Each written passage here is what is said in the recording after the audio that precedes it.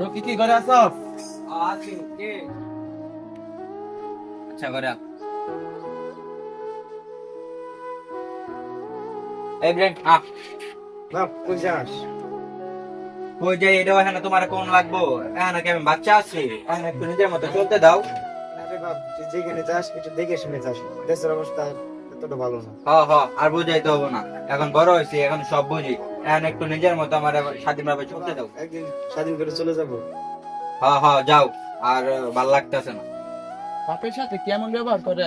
তাহলে কি করবো? না পারছে জীবনে কিছু দিতে, না পারছে জীবনে কোথাও ঘুরতে না যায়, পুরা জীবনটাই জাহান্নাম করে দিতে। যার বাবা নেই হয়েছে, বাদ দে, আর বোঝান লাগবো না, আমি বুঝি।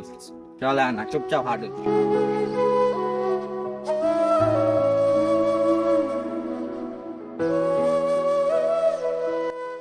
বন্ধু চল এক জায়গায় যাই ঘুরে আসি, অনেকদিন হইলো কোথাও ঘুরতে যাওয়া হয়নি।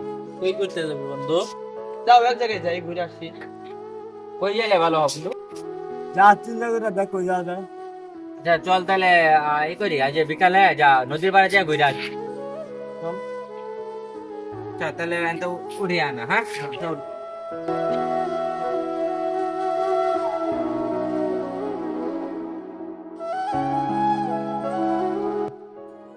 দাঁড়া দেখি বাসা থেকে হ্যালো।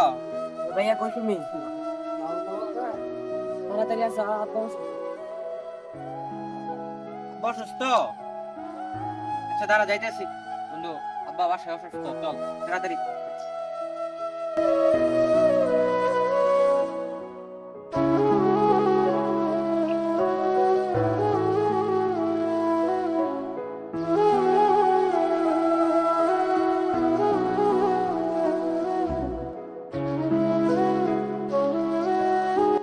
বাপ কি হয়েছে তোমার? নাকি বাড়ি কইলাম তুমি দেশ নিয়ে যাও, নাকি ফোন দিল। তোমার তো শরীর বেশি খারাপ দেখা যাইতেছে বাপ। আসলে একটু মাথায় পানি ঢেলে দেই, হ্যাঁ?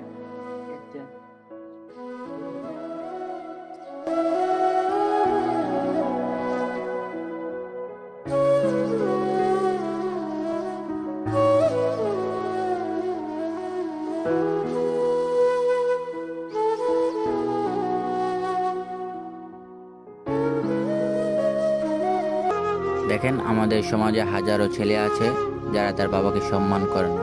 তার বাবা তাকে কিছু দিতে পারে না বলে সে নিজেকে দুঃখী দাবি করে, অথচ একটা বাবা থাকা যে কতটা সুখের এটা কেউ বুঝতে চায় না।